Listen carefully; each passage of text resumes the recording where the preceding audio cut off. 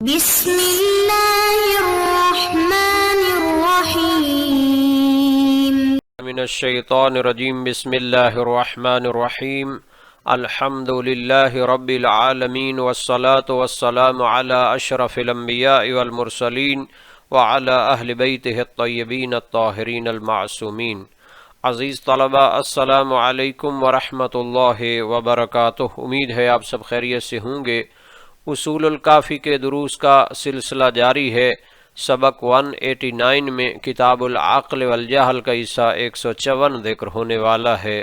سب سے پہلے خلاصہ جات کو دیکھ لیتے ہیں۔ گزشتہ درس میں خلقت عقل کے حوالے سے گفتگو ہوئی، عقل کا مطیع محض ہونا ذکر ہوا، عقل کا محبوب الہی ہونا بیان ہوا اور عقل کا معیار ثواب و عقاب ہونا واضح کیا گیا ہے۔ اس درس میں عقل کے مراتب و تکوینی مراحل ذکر ہونے والے ہیں۔ عقل کا بطور سرشت و فطرت ہونا، عقل کا باطن مادر میں عطا ہونا اور عقل کا بلوغ کے بعد حصول، یہ سب مراحل ذکر کیے جائیں گے۔ متن حدیث کو پڑھ لیتے ہیں۔ فرمایا عدۃ من اصحابنا عن احمد بن محمد عن الحیثم ابن ابی مسروق النہدی عن الحسین بن خالد عن اسحاق بن عمار قال قلت لأبی عبد اللہ علیہ السلام الرجل آتیہ وأکلمہ ببعض کلامی فیعرفہ کلہ ومنہم من آتیہ فأکلمہ بالکلام فیستوفی کلامی کلہ ثم یردہ علی کما کلمتہ ومنہم من آتیہ فأکلمہ فیقول اعد علی فقال یا اسحاق وما تدری لما هذا قلت لا قال الذي تكلمه ببعض كلامك فيعرفه كله فذاك من عجنت نطفته بعقله واما الذي تكلمه فيستوفي كلامك ثم يجيبك على كلامك فذاك الذي ركب عقله فيه في بطن امه واما الذي تكلمه بالكلام فيقول اعد علي فذاك الذي ركب عقله فيه بعد ما كبر فهو يقول لك اعد علي۔ اصول الکافی تبادار الحدیث میں اس کی تخریج بھی کی گئی ہے۔ اس کو علل الشرائع میں جناب شیخ صدوق نے اپنی سند سے ذکر کیا ہے اور الوافی فیض کاشانی میں بھی اس کو ناقل کیا گیا ہے۔ اس حدیث میں آنے والی لغات کو بھی دیکھ لیتے ہیں۔ یستوفی پورا کرنا، عجنت عجین ہونا، ملنا، مخلوط ہونا، رکبہ مرکب ہونا، ترکیب ہونا، کابرہ بڑا ہونا، عمر میں اضافہ ہونا، یجیبو جواب دیتا ہے، اجابہ یجیبو سے فعل مضارع ہوگا، اعد عادہ یعود سے فعل امر یعنی دہراؤ، دوبارہ بیان کرو۔ جہاں تک اس حدیث کے معنی اور ترجمہ کا تعلق ہے تو اسحاق بن عمار کا بیان ہے، میں نے امام صادق علیہ السلام سے عرض کی، میں ایک شخص کے پاس آتا ہوں اور اس سے اپنے کلام کا کچھ حصہ بیان کرتا ہوں تو وہ پورا مفہوم سمجھ لیتا ہے، اور بعض ایسے ہوتے ہیں کہ میں اس کے پاس آتا ہوں اور اس سے پورا کلام بیان کرتا ہوں تو وہ میری پوری بات کو سمجھ لیتا ہے اور وہ مجھے اسی طرح مکمل طور پر بیان کر دیتا ہے جس طرح میں نے اس سے کلام کی ہے۔ اور ان میں سے بعض ایسے ہیں جن کے پاس میں آتا ہوں اور ان سے کلام کرتا ہوں تو وہ کہتا ہے دوبارہ کہیے۔ امام نے فرمایا اے اسحاق، کیا تم جانتے ہو کہ ایسا کیوں ہے؟ راوی کا بیان ہے، میں نے عرض کی نہیں مولا۔ فرمایا جس شخص سے تو نے اپنا کچھ کلام بیان کیا اور وہ پورا مفہوم جان جائے تو وہ ایسا شخص ہے کہ اس کی نطفہ سرشت عقل کے ساتھ گوندی گئی ہے، اور وہ شخص کے جس کے ساتھ تم پورا کلام بیان کرتے ہو وہ اسے مکمل طور پر سمجھ کر پھر تمہیں ویسا ہی جواب دے، اس کی عقل اس کی ماں کے بطن میں اس کے ساتھ جوڑ دی گئی تھی۔ اور وہ شخص کے جس کے ساتھ آپ بات کرتے ہیں اور وہ کہتا ہے کہ دوبارہ بیان کیجئے تو اس کی عقل اس میں اس کے بڑے ہونے کے بعد جوڑی گئی ہے، اس لیے وہ تم سے کہتا ہے کہ دوبارہ بیان کریں۔ یہ حدیث انسانی عقل کے مراتب، اس کے تکوینی مراحل اور فہم کی باطنی کیفیت پر نہایت لطیف، گہری اور واجد آفرین روشنی ڈالتی ہے۔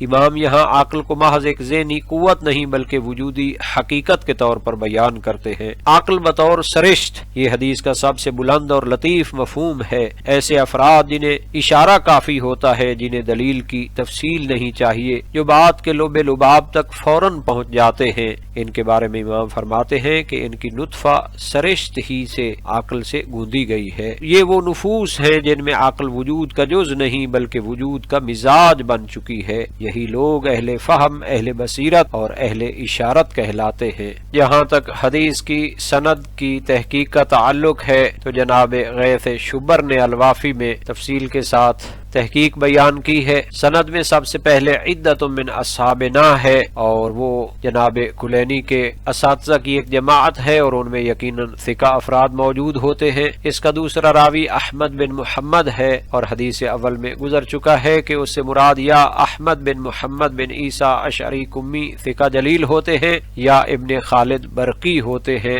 لیکن جناب شبر نے فرمایا کہ یہاں اشعری مراد ہیں۔ اور حیثم بن ابی مسروق نہدی ثقہ ہے جناب غیث شبر کے نزدیک اصح قول کی بنیاد پر۔ جناب نجاشی نے اس کو ذکر کیا اور فرمایا کوفی قریب الامری۔ جناب کشی نے حمدوی سے ناقل کیا ہے کہ ابو مسروق کا ایک بیٹا ہے جسے حیثم کہتے ہیں، میں نے اپنے اصحاب سے سنا وہ اسے خیر اور نیکی کے ساتھ یاد کرتے تھے، اور یہ دونوں فاضل ہیں، یعنی باپ بیٹا فاضل ہیں۔ تو جناب غیث شبر فرماتے ہیں کہ فضل و کمال کی وصف یہ وثاقت کا فائدہ دیتی ہے۔ جہاں تک حیثم بن ابی مسروق کے متعلق رجالی منابع کا تعلق ہے تو موسوعۃ و طبقات الفقہاء میں اس کے متعلق تفصیل بیان کی ہے۔ اس کے مشائخ حدیث اور اس کے شاگردوں کا بھی ذکر اس کی وثاقت کے بارے میں جناب ابو عمرو کشی کے استاد حمدوی بن نصیر سے ناقل فرمایا کہ انہوں نے جناب حیثم اور ان کے والد دونوں کو خیر و فاضل قرار دیا ہے۔ نیز بیان کیا کہ حیثم نے کتاب نوادر تصنیف کی جس کو ان سے محمد بن علی بن محبوب نے روایت کیا، اور کتب اربع میں ان کی روایات 50 تک پہنچتی ہیں، اور ان کی روایات کا نمونہ بھی ذکر کیا ہے۔ جناب حیثم بن ابی مسروق کے متعلق رجالی منابع قدیم و متاخر کا ذکر کیا ہے۔ اعیان و شیعہ میں اس کو شیعہ پرسنالٹیز میں ذکر کیا گیا، تنقیح المقال، معجم رجال الحدیث و قاموس رجال میں بھی اس کی تفصیل ذکر ہوئی ہے۔ نیز فرمایا کہ اس روایت کی سند میں حسین بن خالد سے مراد ابن بکار ابو العلا خفاف کوفی ہے۔ جناب نجاشی نے اس کا ذکر کیا۔ ابو علی اعور مولا بنی اسد ذکر ذلك ابن عقدہ وعثمان بن حاتم بن منتاب قال احمد بن حسین رحمہ اللہ هو مولا بنی عامر واخواہ علی وعبد الحمید روى الجميع عن ابی عبداللہ علیہ السلام وكان الحسین اوجاہہم، یعنی اس کا تذکرہ ابن عقدہ اور عثمان نے بھی کیا ہے، اور جناب احمد بن حسین ابن غضائری نے فرمایا کہ یہ مولا بنی عامر ہے، ان کا عہد و پیمان رکھتا ہے، اور اس کے دو بھائی علی اور عبد الحمید بھی ہیں، اور یہ سب امام صادق علیہ السلام سے روایت کرتے ہیں، اور حسین ان میں سے زیادہ وجیح شخصیت کا مالک تھا۔ تو جناب غیث شبر نے فرمایا کہ یہ حسین بن خالد ممدوح ہے، بلکہ وہ اپنے بھائیوں سے زیادہ وجاہت رکھتا ہے، اور اس کا آخری راوی اسحاق بن عمار ارجح قول کی بنیاد پر ابن حیان ہے، کیونکہ اس سے روایت کرنے والا کوفی ہے، اور اس کی تفصیل حدیث ششم میں گزر چکی ہے کہ وہ ثقہ ہے۔ جہاں تک حسین بن خالد کوفی کے متعلق رجالی منابع کا تعلق ہے تو موسوعۃ و طبقات الفقہاء میں اس کی تفصیل ذکر کی، اس کے بھائیوں کا ذکر کیا، اور اسی طرح اس کے مشائخ اور اس کے شاگردوں کا بھی ذکر، اس کی روایات کی تعداد بیان کرتے ہوئے فرمایا کہ کتب اربع میں اس کی روایات کی تعداد 125 تک پہنچتی ہے، جن میں سے اس نے 103 روایات تو امام صادق علیہ السلام سے نقل فرمائی ہے۔ انہوں نے کچھ کتابیں بھی تالیف فرمائی، جن میں وہ کتاب ہے کہ جس کو احمد بن ابی بشر نے ان سے روایت کیا ہے۔ شیخ طوسی نے بیان کیا ہے کہ اس کی ایک کتاب ہے جو اصول میں شمار کی جاتی ہے، اور اسے ان سے محمد ابن ابی عمیر اور صفوان بن یحییٰ نے نقل کیا ہے۔ اور ان کی تاریخ وفات کے متعلق جناب سید خوئی علیہ رحمہ کی تحقیق بیان کی ہے۔ جناب حسین بن خالد کوفی کے متعلق بہت سے منابع رجالی کو بھی ذکر فرمایا ہے، جن میں شیعہ اور غیر شیعہ رجالی منابع شامل ہیں۔ قدیم اور متاخر علماء نے انہیں اپنی جامع کتب رجال میں تذکرہ فرمایا ہے۔ یہ حدیث عقل انسانی کے مراتب اور تکوینی مراحل کو اور فہم کی باطنی کیفیت کو نہایت لطیف، گہری اور واجد آفرین روشنی ڈالتی ہے۔ امام یہاں عقل کو محض ایک ذہنی قوت نہیں بلکہ وجودی حقیقت کے طور پر پیش کرتے ہیں۔ اس حدیث کے مطابق عقل انسانی کے مراتب اور تکوینی مراحل میں سے پہلا مرحلہ عقل بطور سرشت و فطرت ہے۔ یہ حدیث کا سب سے بلند اور لطیف مفہوم ہے۔ ایسے افراد جنہیں اشارہ کافی ہوتا ہے، جنہیں دلیل کی تفصیل نہیں چاہیے، جو بات کے لب لباب تک فوراً پہنچ جاتے ہیں، ان کے بارے میں امام فرماتے ہیں کہ ان کی نطفہ سرشت ہی عقل سے گوندی گئی ہے۔ یہ وہ نفوس ہیں جن میں عقل وجود کا جز نہیں بلکہ وجود کا مزاج بن چکی ہوتی ہے۔ یہی لوگ اہل فہم، اہل بصیرت اور اہل اشارت کہلاتے ہیں۔ عقل انسانی کا دوسرا مرتبہ اور مرحلہ عقل کا باطن مادر میں عطا ہونا ہے۔ دوسرا درجہ ان لوگوں کا ہے جو بات پوری سنتے ہیں، اس کو مکمل طور پر سمجھتے ہیں، پھر اسی ترتیب سے جواب دیتے ہیں۔ یہاں عقل فہم و استدلال کے درجے میں ہے۔ یہ وہ عقل ہے جو بالقوہ سے بالفعل ہوئی، جو تعلیم و تربیت سے نکھرتی ہے اور جس پر شریعت اور حکمت کی عمارت کھڑی ہوتی ہے۔ یہ طبقہ علماء، طلباء، مبلغین اور منظم اذہان کا نمائندہ ہے۔ عقل انسانی کا تیسرا مرتبہ عقل کا بعد از بلوغ حاصل ہونا۔ تیسرا درجہ ان نفوس کا ہے جو بات سنتے ہیں مگر فوراً نہیں سمجھ پاتے، تکرار چاہتے ہیں، تدریج کے محتاج ہوتے ہیں۔ امام فرماتے ہیں کہ ان کی عقل بعد میں جوڑی گئی ہے۔ یہ لوگ عقل سے محروم نہیں بلکہ ان کی عقل کو وقت، صبر اور ممارست و تمرین درکار ہے۔ یہ حدیث ان افراد کی تحقیر نہیں بلکہ ان کے فہم کے مرحلے کو واضح کرتی ہے۔ عقل انسانوں میں یکساں نہیں بلکہ درجات رکھتی ہے۔ فہم کی تیزی یا سستی کا تعلق باطنی تکوین سے ہے۔ ہر انسان کا علمی اسلوب مختلف ہے۔ استاد اور مبلغ کو مخاطب کے درجے کو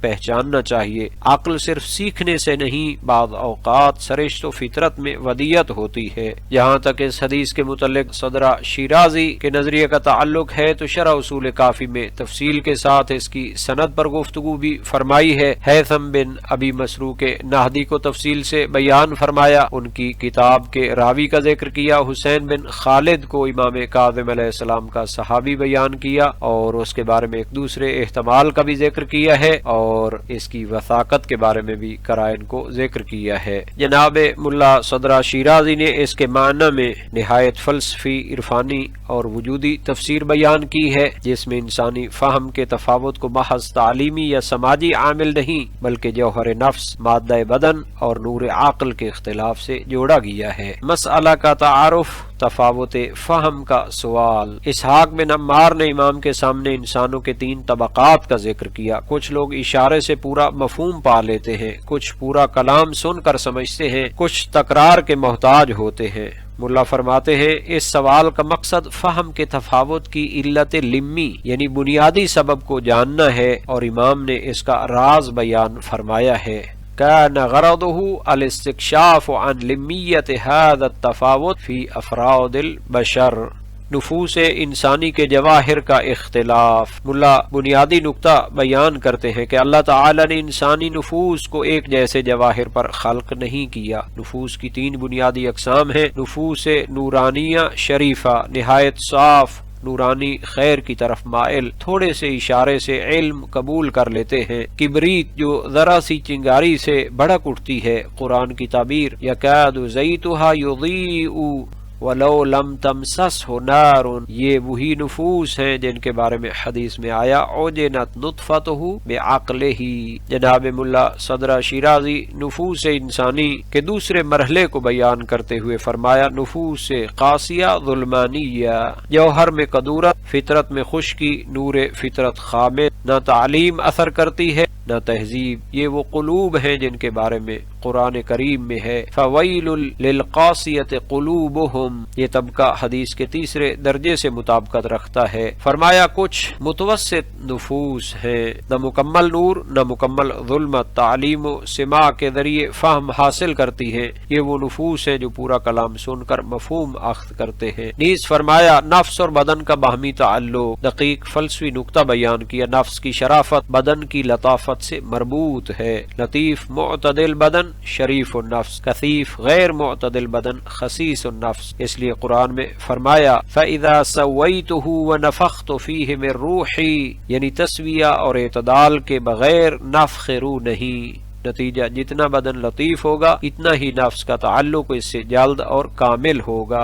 گویا جناب ملا صدرہ کے نزدیک نفوس انسانی کے جواہر کی 3 اقسام درج ذیل ہیں۔ جناب ملا صدرہ شیرازی نطفہ، مادہ اور عقل کا تعلق بیان کرتے ہیں۔ پہلا درجہ عقل کا اثر نطفہ ہی میں شامل اعلی درجہ قبول ہوتا ہے، دوسرا درجہ عقل کا اثر باطن مادر میں، متوسطہ درجہ فہم پورا کلام سن کر سمجھنا، تیسرا درجہ عقل کا اثر بعد از ولادت، ادنا درجہ قبول ہے اور تکرار کا محتاج ہوتا ہے۔ اس کی تطبیق بھی بیان فرمائی ہے، قرآنی تقسیم کے ساتھ تطبیق بیان کی۔ ان 3 طبقات کو قرآن کی مشہور تقسیم پر منطبق فرمایا۔ السابق بالخیرات پہلا طبقہ، المقتصد دوسرا طبقہ، الظالم لنفسہ تیسرا طبقہ۔ یہی وہ لوگ ہیں جن کے قلوب میں جوہر کی ظلمت فہم کو سست کر دیتی ہے۔ جناب ملا صالح کے نزدیک نفوس ثلاثہ انسانی کی قرآنی تطبیق 3 طبقات ہیں، السابق بالخیرات، المقتصد، الظالم لنفسہ۔ جہاں تک جناب ملا صالح مازندرانی کے نظریے کا تعلق ہے تو انہوں نے بھی اپنی شرح اصول کافی میں نہایت عمدہ گفتگو فرمائی ہے، اس سوال کے متعلق بیان فرمایا۔ نیز ملا صالح نے امام کے جواب کی تحلیل کو بھی پیش کیا ہے۔ ان کے زیادہ تر مطالب جناب ملا صدرہ کی بحث سے قریب ہیں، یہ ان کی بحث کا تتمہ ہے، نہایت عمدہ مطالب ہیں، ان کی طرف رجوع کیا جا سکتا ہے۔ یہاں پر جناب ملا شارانی کا حاشیہ بھی موجود ہے، جناب ملا صالح مازندرانی کے کلام کا تتمہ جس کی طرف رجوع مفید ہے۔ جناب ملا صالح مازندرانی نے اپنے کلام کے آخر میں مراتب نفوس اور تفاوت عقول پر استشہاد کیا ہے، ایک روایت سے امام صادق علیہ السلام سے منقول ہے۔ اس روایت میں انسانی استعداد، ذمہ داری، ملامت اور اخلاقی انصاف کی ایک ہماگیر بنیاد فراہم کی گئی ہے۔ شہاب کا بیان ہے، میں نے امام صادق علیہ السلام کو یہ فرماتے ہوئے سنا، اگر لوگ جان لیں کہ اللہ تعالی نے اس مخلوق کو کس طرح پیدا کیا تو کوئی کسی کی ملامت نہ کرے۔ لو علم الناس کیف خلق اللہ تعالی هذا الخلق لم يلم احد احدا فقلت اصلحك اللہ وکیف ذلك۔ میں نے عرض کی مولا یہ کیسے ہے؟ تو امام نے فرمایا اللہ تعالی نے عقل و استعداد کے اجزاء پیدا فرمائے جن کی تعداد 49 تک پہنچی، پھر ہر جز کو 10 حصوں میں تقسیم فرمایا، پھر ان اجزاء کو مخلوق کے درمیان تقسیم کر دیا۔ پس کسی انسان میں 1 عشر جز رکھا، کسی میں 2 عشر، یہاں تک کہ کسی میں 1 پورا جز رکھا، اور کسی میں 1 جز اور 1 عشر، کسی میں 1 جز اور 2 عشر، اور کسی میں 1 جز اور 3 عشر، یہاں تک کہ بعض کو 2 پورے اجزاء عطا فرمائے، اور اسی حساب سے آگے بڑھتا رہا یہاں تک کہ سب سے بلند مرتبہ والوں کو 49 اجزاء عطا فرمائے۔ پس جس میں صرف 1 عشر رکھا گیا وہ اس جیسا نہیں ہو سکتا جس میں 2 عشر ہوں،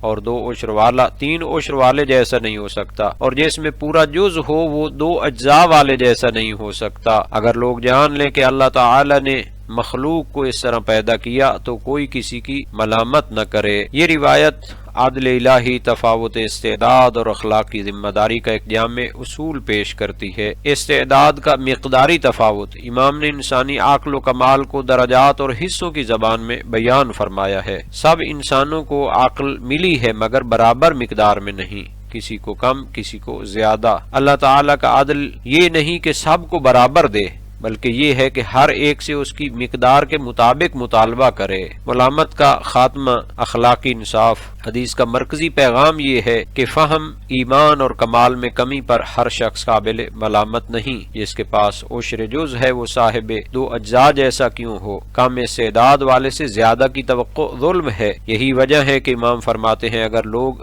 حقیقت جان لیں تو کسی کو ملامت نہ کریں۔ آج کے سبق کا خلاصہ دیکھ لیتے ہیں۔ عقل کے مراتب و تکوینی مراحل پر گفتگو ہوئی۔ عقل کا بطور سرشت و فطرت عطا ہونا، عقل کا باطن مادر میں عطا ہونا، اور عقل کا بلوغ کے بعد حصول، یہ مختلف مراتب و مراحل بیان ہوئے ہیں۔ اس درس کے متعلق تمرینی سوالات کو بھی دیکھ لیتے ہیں، اور اللہ تعالی سے دعا کرتے ہیں کہ ہمیں قرآن و سنت کو سمجھنے اور ان پر عمل کرنے کی توفیق عطا فرمائے۔